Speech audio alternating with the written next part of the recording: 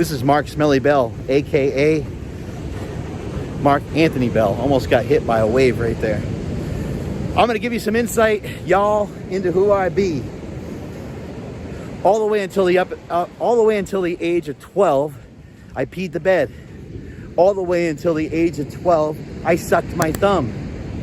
I sucked my thumb and I wet the bed like I was a baby. The reason why my thumb is so fat and the reason why I have a space between my teeth is because I sucked my thumb for so long. Also, at the age of 12, I was very scared. Very scared of everything, really, but very scared of scary movies, which makes sense. Maybe that's why they're called scary movies. But one movie in particular that terrified my life, that terrified the hell out of me, was Nightmare on Elm Street and Freddy Krueger. That crazy son of a bitch still terrifies me till this day. Also at the age of 12 though, I was inspired to start to lift some weights. And it's because I was fat. As a young kid, I gained some weight, I got heavy. We had a lot of sweets in the house when I was a kid. We grew up, my mom, would cook a lot of meals and stuff like that, and that was pretty healthy. But once I got to be more like a teenager, I was eating tons of cereal and eating tons of crap, and it was for a short period of time, but I just got fat because I got used to those flavors and I got used to sugar, and I was addicted to food for a little period of time. But even at a young age, I got into lifting. I was inspired by Arnold Schwarzenegger, Sylvester Stallone, Bo Jackson, Michael Jordan, Mike Tyson, and Chris and Mike Bell, my two older brothers, to get my ass into the gym. They started training at a young age. Chris started training because he had a bilateral knee operation because he was born pretty bow-legged and he had a lot of pain. His chiropractor taught him that the only way he's ever going to be out of pain is to be strong. And that is why I have the saying, strength is never a weakness, weakness is never a strength. It's always a better idea to be a little bit stronger. Nobody's ever gone into a fight and said, hey man, looking back at that fight, I wish I would have gotten knocked out a little earlier. I wish I was a little bit weaker so I couldn't escape the chokehold that the guy put me in, right? It's always better to be a little bit stronger. And lifting weights is something I attached myself to, and now I have the life mission of making the world a better place to live. And I think I have a great opportunity to do that with a lot of you, especially because of what I've been sharing more recently, is live through it. Live through it, live through it, live through it, live through it. I've been able to live through it because I've been able to live through it. I was born with a lot of learning disabilities. It was very hard for me to read in school, and I went to Arlington High School in Poughkeepsie, New York, and that school was just kind of a nightmare for me. Looking back at it now, I still kind of cringe over just how much anxiety I had, going to school, and I just felt shitty about myself when it came to school. Luckily for me, I was good at athletics, and luckily for me, I have two parents that are absolute dynamite. I have parents that are so supportive. They were at everything, and they still to this day go to everything. It doesn't matter what it is I do or what it is. I can even tell them not to come, and they'll still be there. My mother, Rosemary, is a wonderful woman. She's taught me a lot of great things. One thing that she taught me when I was young, actually there's kind of two main things. One is she was just like, if you want to get something, work for it. If you want to get something, you can get whatever you want, but you're going to have to put in some time and effort for it. We would go to the store and I'd want to maybe buy something or something like that. And she would say like, well, the way this is afforded to us, the way that we're able to make this work is because of your dad, because of, she's like, you might notice you haven't seen your dad around in a little while because he's been working very hard, and that's why you're able to buy some of these things. Another thing she told me, and this was huge for me because I was so disappointed in myself, so disappointed that I couldn't quite get things the way other kids did. And she's the one who told me, she said, basically, don't worry, your time will come. And she said, you're good at other things. Why can't you be excited about that? Why can't you be excited about the things that you're good at? And I was like, well, That actually makes a lot of sense. I only suck at a few things. Like I suck at math and I suck at reading. But who cares? Who gives a crap? That doesn't seem like that big of a deal. I'm really good at football. I'm super fast. I'm crazy strong. Even at a young age, I think I was about 14. I think I bench pressed around 240 pounds. By the time I got out of high school, I benched 405 and was deadlifting 500 pounds for reps. So when it came to my athletic prowess and it came to playing football and stuff, I was good. I fit in just great when that kind of stuff. But when it came to school, I really struggled. My mom was the one who kind of took me out of that ditch, and she's like, don't worry about that. That's actually really just one thing to focus in on, something negative, but you got so many other positive things going for you. My dad is the one who taught me part of knowing who you are is knowing who you're not. And I think that's a valuable lesson for all of you, because part of knowing who you are is knowing who you're not. It can really help solve a lot of problems for you, and it could really stop you from comparing yourself to others, which is a huge negative. And also not only just comparing yourself, but also what about trying to figure out what you want to do in life? It's easier to figure out what you don't want to do in life. Like for me, I hated school, so like obviously I wasn't going to be a teacher, right? Maybe there's certain things that you like, or certain things that you enjoy, and you might think, oh man, I don't know if I could make a career out of that. But start to think more in terms about the shit that you hate, and by process of elimination, you'll find out what you're destined to do, basically. My brother Mike and my brother Chris had a huge impact on me. Strength training. I always wanted to be like my brother Mike when I was a kid. He was one of my idols, along with Arnold and Sylvester Stallone and Hulk Hogan and Bo Jackson and Mike Tyson and all these other people. But I really looked up to both of my brothers, and they got into lifting at young ages, and that kept me in lifting for a long time. My brother Chris still trains to this day at 48 years old. We started lifting a long ass time ago, and luckily for us, the gym that we went to, Mid-Hudson Bodybuilding in Poughkeepsie, New York, that's all people cared about, was getting stronger. Trying not to get killed by this wave over here. That's all people gave a shit about. People were big, and these dudes were big and jacked, and they came in work boots and jeans. They'd come in and squat 500 pounds for reps, deadlift 6 plates. There were some strong dudes. I remember going to a deadlift competition, and a guy deadlifted like 800 pounds, weighing like 198. And I just was super inspired by that. I remember seeing Ted Arcidi bench 705 pounds on TV when he was a WWF wrestler. That was something that was hugely influential to me. And me and my brothers were off to the races with lifting. My brother Chris actually went to a chiropractor because he had bad knees. And the chiropractor told him, he said, look, man, if you want to be out of pain, the best way for you to do that is to be strong. And that's kind of where strength is never a weakness, weakness is never strength came from that long ago, because we recognize, man, if you want a cheat code for life, it's going to be through hard work, and it's going to be through making yourself stronger. It took me a long time to realize that it was physically and mentally stronger. But through building myself up physically, I then later in my life, in my 30s, was able to start to really build myself from a mental standpoint, and start to recognize, look, man, you did a lot of shit with yourself. You've been lean before. You've had abs. You have been 300 pounds. You squatted over 1,000 pounds. You bench pressed over 800 pounds. You deadlifted 766 pounds. You've done all these crazy, strong feats of strength. Now, why don't you just have the belief in yourself that you can take that and do other strong things? And so that's when I really started to work on personal development, developing my mind. In 2005 is actually when SuperTraining Gym kind of officially started, but wasn't really named or anything like that until 2006. SuperTraining 06 was also a YouTube channel I had for a long time. The YouTube channel has hosted everybody from Chris Duffin to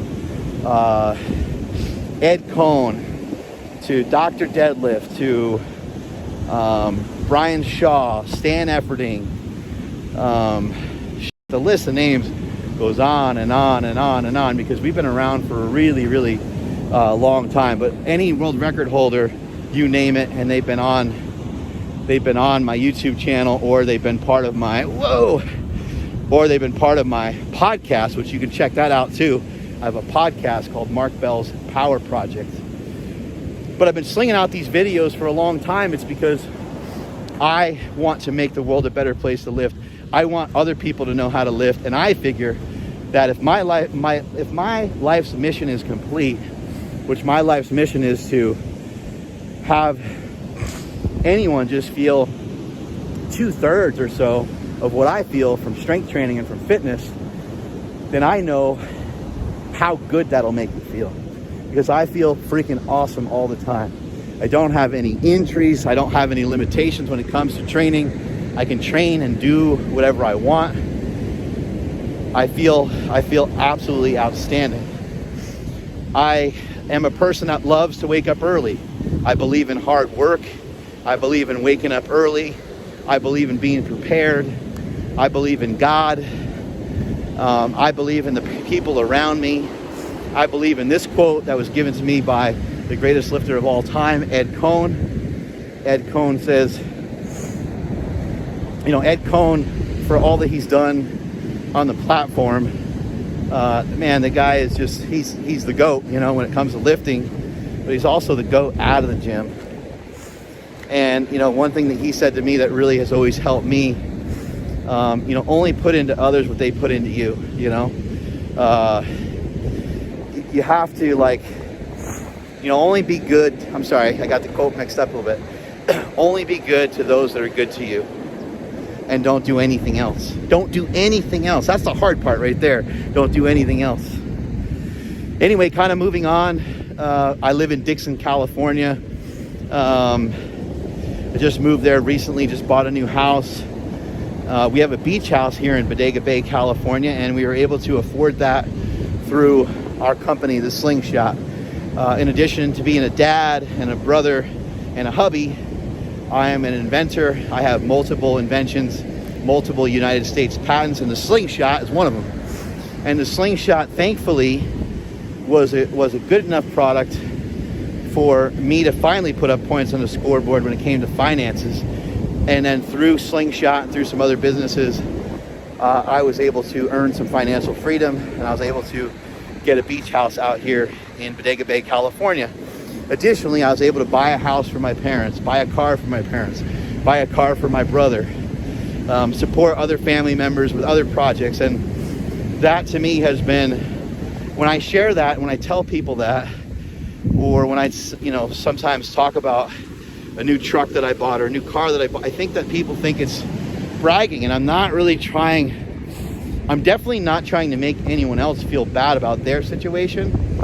I'm just trying to show people how good it feels to get the payoff. That's all I'm really trying to show people. I'm trying to show people how good it feels to have done something, have earned something, and then I'm just so damn excited about it, I feel like I have to share it. So sometimes I think I get a little misunderstood when it comes to that. Also, in making the world a better place to lift, and to teach you people, to teach everyone, not you people, to teach everyone to lift through it, because you guys already know about lifting through it.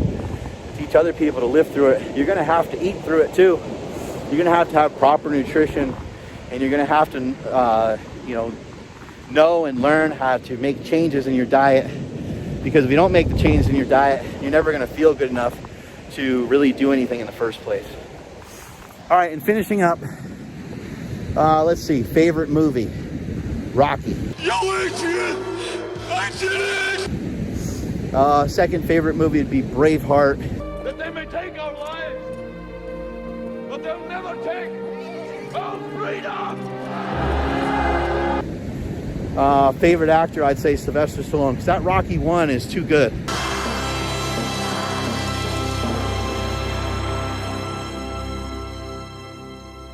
It's just too unbelievable. Favorite musician, Johnny Cash. favorite rapper. I like Lil Wayne a lot. I like Eminem. I probably like Eminem the most.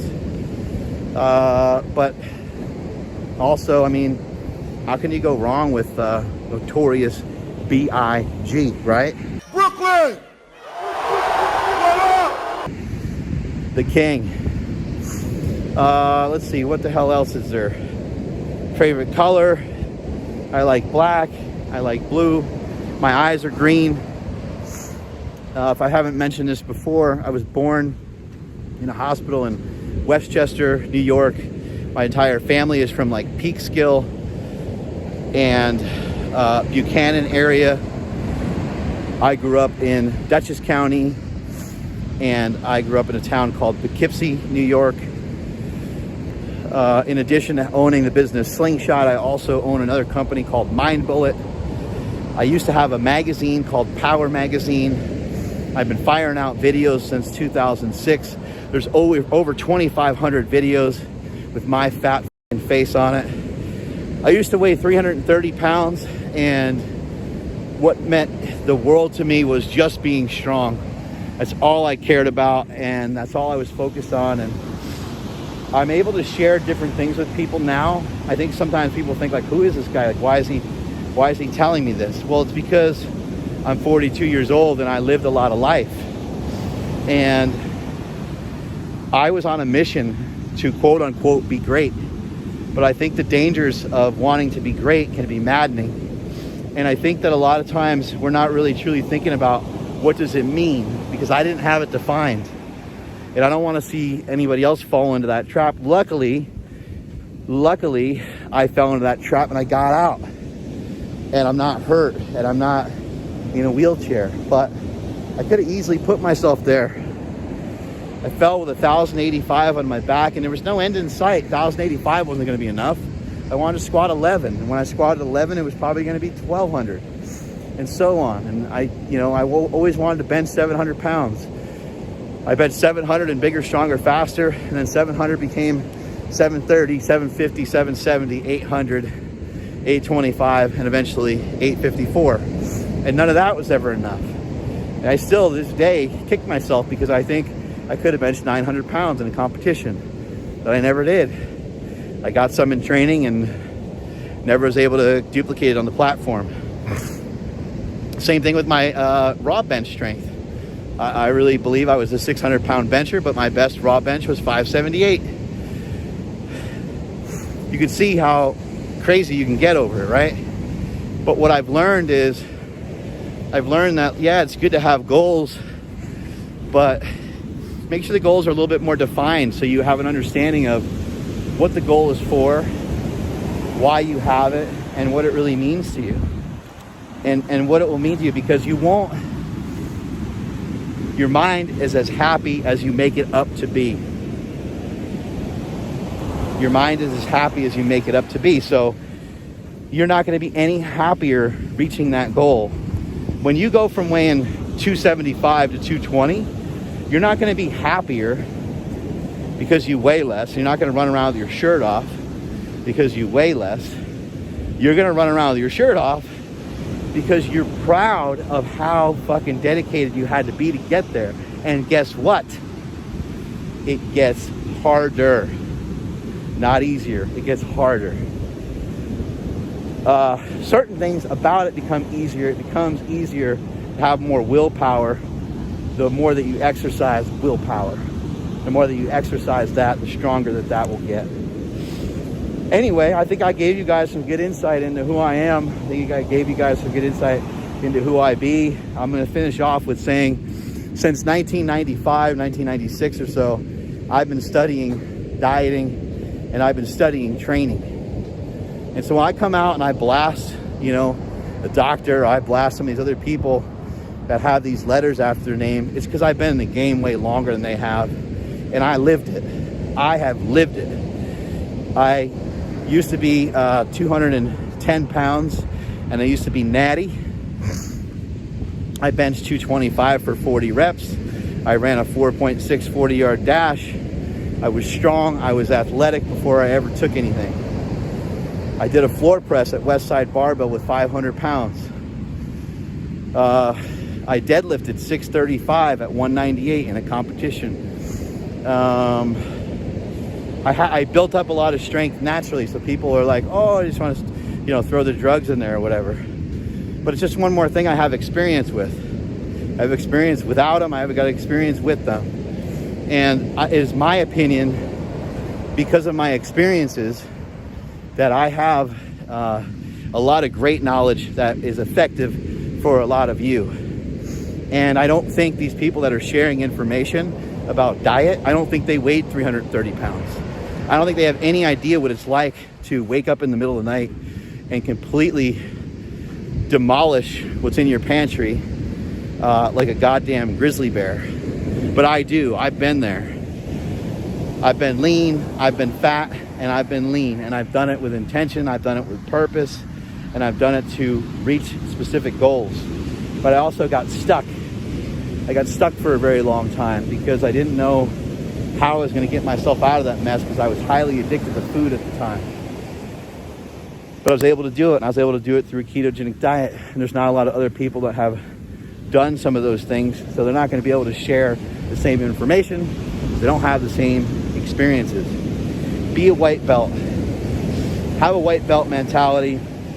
Always be willing to learn and absorb and realize that we're all just scratching the surface with what we can know and what we can learn. And on that same topic, nobody can tell you what you can know. Nobody can tell you how far you can push. Nobody can tell you where you can be in 3 years, in 5 years. That is my belief. Strength is never weakness, weakness is never strength. Thank you guys so much for following along. Anything else you want to know about me, you can put in the comments below. If you have some other questions you want to gear towards me. Hopefully you dug this video. If you did, share it out, and I'll catch you guys later.